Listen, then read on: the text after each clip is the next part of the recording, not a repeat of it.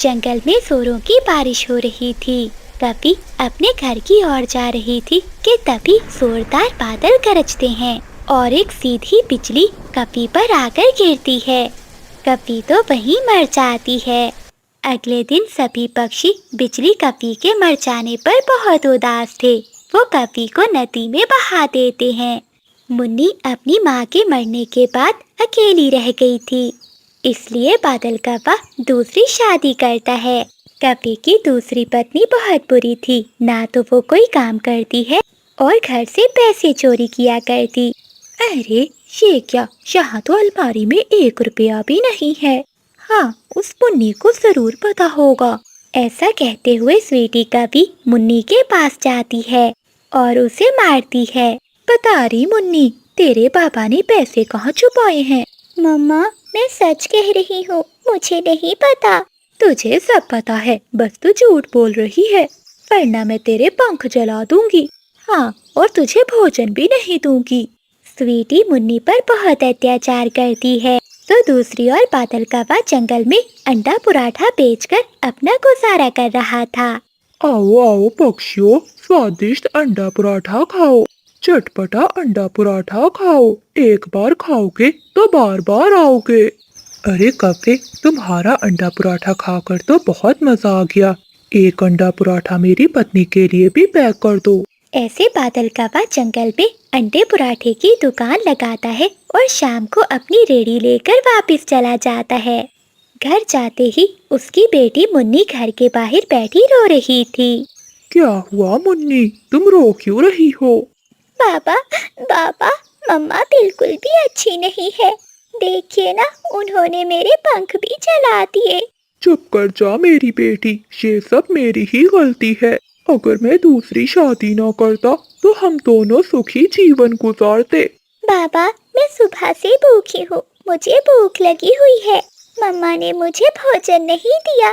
चुप कर जा मेरी बेटी, ये देख, मैं तेरे लिए अंडा पराठा लाया हूँ। फिर मुन्नी अंडा पराठा खाती है। फिर वो दोनों घर के अंदर जाते हैं। पति जी लाओ, आज की कमाई मेरे पंख में दो। नहीं नहीं स्वीटी, वो मेरी मेहनत की कमाई है। और तुम्हें पैसे क्यों चाहिए? जो भी चाहिए मुझे बताओ, मैं तुम्हें ला दूंगा। जल्दी से हमें भोजन बना दो, बहुत भूख लगी हुई है। अच्छा, अब मुझे अपने पैसों का घमंड दिखा रहे हो? देख लूंगी तुम्हें किसी दिन। जाओ, मुझसे नहीं बनता ये भोजन। दिन भर तो अंडा पराठा बनाते हो, जाओ अब अपना भोजन भी बना लो। फिर बाबा कौवा रसोई में जाता है और अपने लिए भोजन बनाने लगता है। बादल कौवा अपनी कमाई के पैसे एक डब्बे में डाल देता है। पूरे 3000 जमा हो गए हैं, ये मेरी बेटी के काम आएंगे। इन्हें छुपाकर ये दाल के डिब्बे में रख देता हूँ, किसी को नहीं पता चलेगा। ऐसे वो कौवा बहुत खुश होता है, लेकिन स्वीटी तो खिड़की से देख रही थी। बड़ा आया मुझसे छुपाने वाला, मुझे भी पता चल गया। एक बार कली से जाने दो, फिर बताऊंगी। वाह भाई वाह, मेरी तो लॉटरी लग जाएगी। फिर वो सभी भोजन खाते हैं और सो जाते हैं। अगले दिन बादल कौवा अंडा पराठा बेचने जंगल में चला जाता है। पीछे से स्वीटी कौवी दाल के डिब्बे से सारे पैसे निकाल लेती है। अरे वाह, कितने सारे पैसे हैं। अब मैं अपनी माँ और बहन के लिए महंगे महंगे तोहफे लेकर जाऊंगी। स्वीटी कौवी वो सारे पैसे लेकर वहाँ से चली जाती है। शाम हो जाती है। बादल कौवा थका हारा घर आता है। मुन्नी, तुम्हारी माँ कहाँ है? बाबा, मम्मा तो अपने मायके गई है और सुबह से घर नहीं लौटी। वो बोल रही थी कि मैं रात को ही आ पाऊंगी। अच्छा बेटी, जाओ जरा रसोई से दाल का डिब्बा लेकर आओ। फिर मुन्नी वो डिब्बा लाती है। जब बादल कौवा देखता है तो डिब्बा खाली था। ले गई, वो कभी मेरी मेहनत की कमाई ले गई। पूरे 3000 थे। बाबा, आप चुप कर जाएं, मुझे नहीं रहना उस सौतेली मम्मा के साथ। हम दोनों यहाँ से दूर चले जाते हैं, हम अकेले रह लेंगे। लेकिन अब मैं उस सौतेली मम्मा के साथ नहीं रहूंगी। नहीं मुन्नी बेटी, हम कहीं नहीं जाएंगे, ये घर हमारा है। इस जंगल में हमारा काम बहुत अच्छा चलता है, मैं यहाँ से नहीं जा सकता। अब जाएगी तो वो कौवी। बादल कौवे ने इतना बोला ही था कि तभी स्वीटी कौवी आ जाती है। वो तो आज बहुत खुश थी। स्वीटी, तुमने दाल के डिब्बे से जो पैसे लिए हैं, अगर कुछ बचे हैं तो मुझे दे दो। मुझे कुछ सामान लाना है। अरे, तुम अपनी पत्नी से हिसाब मांगते हो, क्या तुम्हें शर्म नहीं आती? वो पैसे तो सारे मैंने खर्च कर दिए। ये सुनकर बादल कप्पे को बहुत दुख होता है। ऐसे ही कुछ दिन बीत जाते हैं। एक दिन वो चालाक स्वीटी कप्पी बादल कप्पे का घर बेचकर सारे पैसे लेकर चली जाती है।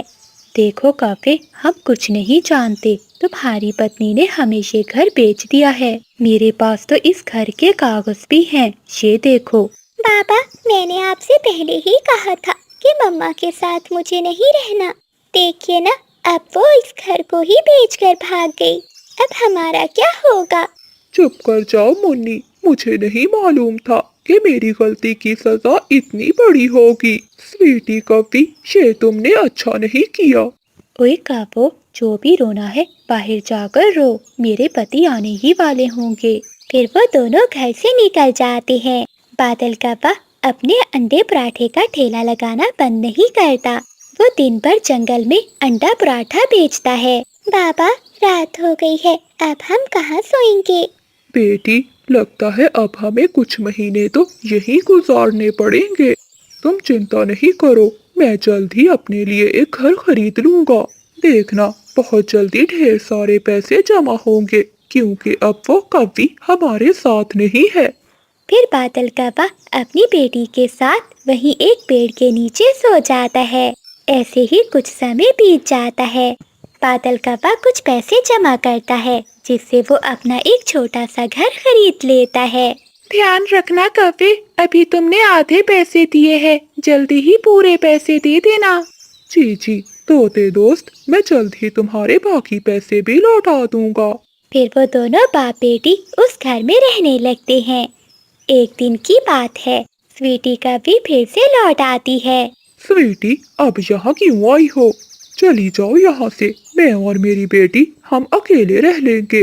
अब हमें तुम्हारी कोई जरूरत नहीं, जाओ यहाँ से। दादी जी, मुझसे भूल हो गई। आप दोनों ही तो मेरा परिवार हो। अब मैं कहाँ जाऊंगी, इसलिए मैं आपके पास आई हूँ। मुझे माफ कर दो। मुझे अपनी गलती सुधारने का एक मौका दे दो। स्वीटी कप्पी झूठे आंसू बहाती है। बादल कप्पा उनमें बह जाता है।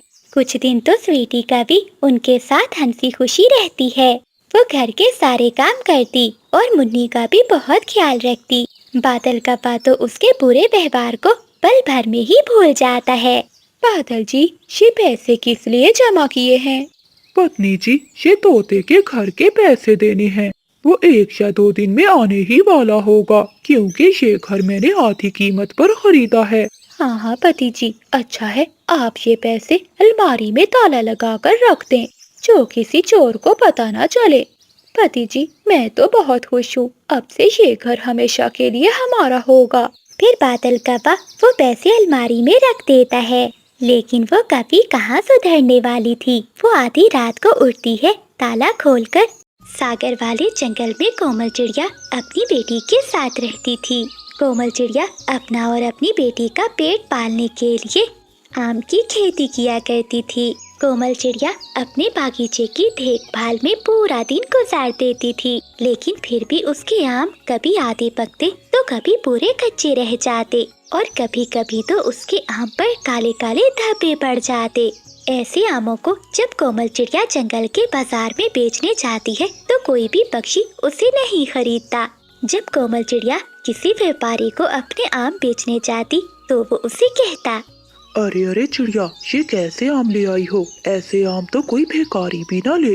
भला मैं क्या खरीदूंगा? अरे चाचा, आप एक बार इसे खाकर तो देखें, ये बहुत मीठे आम हैं। अरे चिड़िया, खाएंगे तब ना जब आम देखने में अच्छा होगा।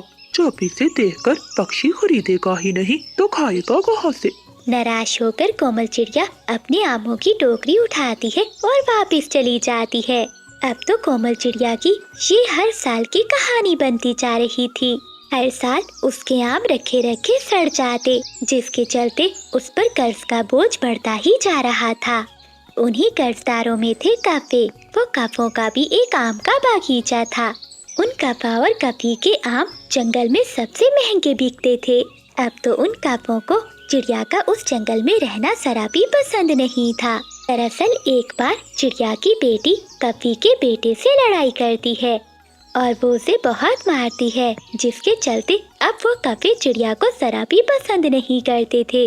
एक दिन बादल कौवा और बिजली कपी कोमल चिड़िया के घर आते हैं।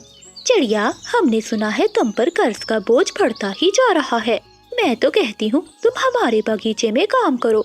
अगर हमारी नौकर बनकर रहोगी तो कर्ज से बची रहोगी, वरना तुम माँ बेटी इस जंगल में बेकारन ही बनकर रह जाओगी। देखना बिजली, एक दिन मैं तुमसे भी अमीर बन जाऊंगी। मुझे भी कारण बनना मंजूर है, लेकिन तुम जैसे कौवों के यहाँ नौकरी करना नहीं पसंद। ये सुनकर वो पति पत्नी गुस्से में आ जाते हैं। अरे ओ भूखी चिड़िया, पक्षियों को अपनी औकात देखकर बात करनी चाहिए। हम तो यहाँ तुम्हारी मदद के लिए आए थे, लेकिन सुन, अब तेरे पास बस 2 हफ्ते हैं अपना कर्ज चुकाने के लिए। अगर इतने समय में कर्ज नहीं चुका पाई तो तुम माँ बेटी के सामने तेरे घर की नीलामी कर दूंगा, समझी तू? चल बिजली, चले।